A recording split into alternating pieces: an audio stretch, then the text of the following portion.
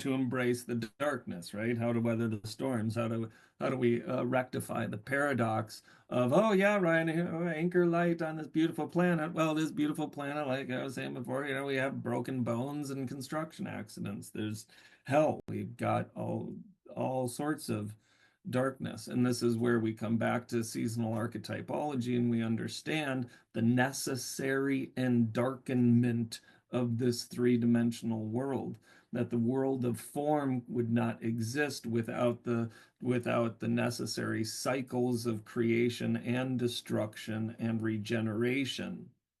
And that's the Scorpio, that's the Pluto process.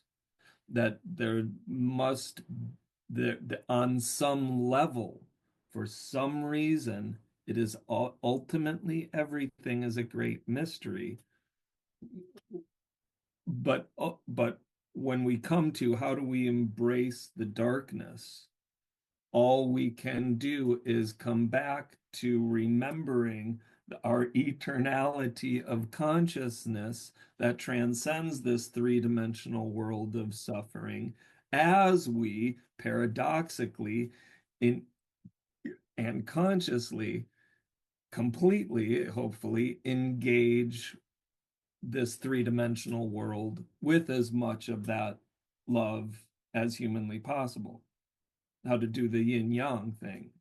Amidst the darkest places, how can we find within us even the smallest light? And that's part of this great story of the cycle of the rhythm of nature.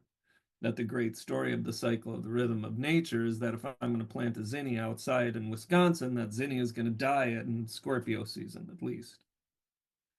And I have to accept that. I have to acknowledge that. I have to understand that. I've got to own that. I got to eat that.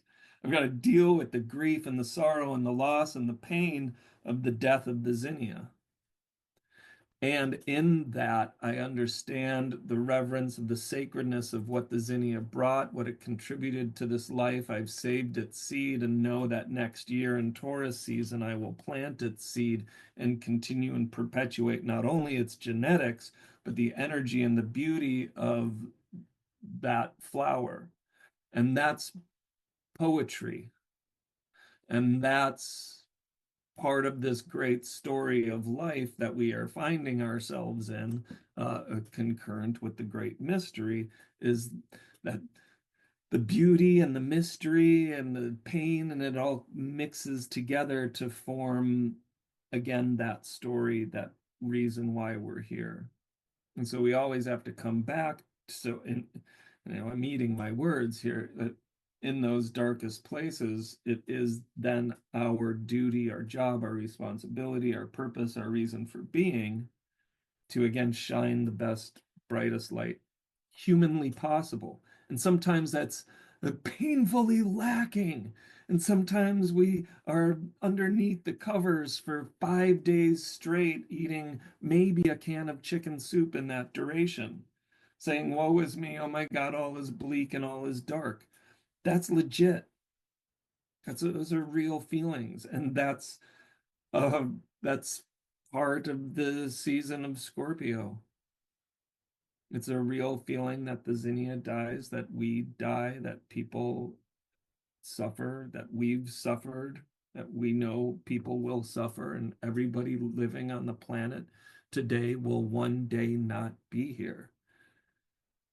It's hardcore and intense. And so we study astrology and we perceive this universe through that sacred lens of how can we, amidst all of that darkness or amidst all of the terror or amidst all of the karma, how can we do our best to engage, live the happiest freaking life we possibly can?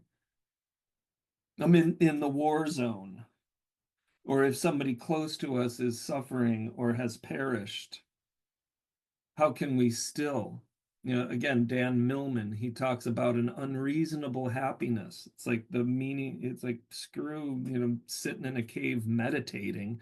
I want to see enlightenment where you take your manuscript into the printer to have them print it and they put it in the shredder. That's where you get to practice enlightenment. It's like, whoa. And so to be unreasonably happy, can you look at that person with forgiveness and compassion? And how quickly can you do that? And how fully can you do that? I mean, talk about enlightenment. Oh, I'm sitting in the cave. Oh, I just went to a music festival and ate a bunch of psychedelics, and now I know the meaning of life. No, you don't. Go take your manuscript to the printer and have them shred it and then learn how to be happy. There's the meaning of life. That's next week. That's the human condition. Ah. In the meantime, what we're looking at is the nodes of the moon. And so if we're alive and we have consciousness and we're riding this crest of this wave of awareness, why? What are we doing here? What brought us here? We are incarnate. Okay, I'm consciousness, capital C. I'm divine, omnipresent, galactus. I'm oneness of the universe. I am the universe, occupying a physical body right now. Why? What are you doing here? You just here to consume? Are you a consumer? That's what they call us, consumers. Are you just here to be a consumer? You want to be a statistic for somebody else? Why are you here? Why did your consciousness choose to occupy this body right now? Welcome to the south node of the moon.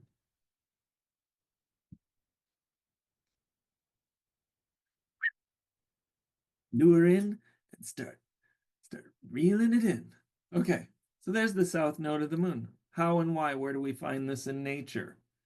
So we see these cycles. All right, yeah, the flower dies, the growth of the sunflower. All right, it germinates, pops through the soil, full bloom, goes back to the earth. There's all of astrology.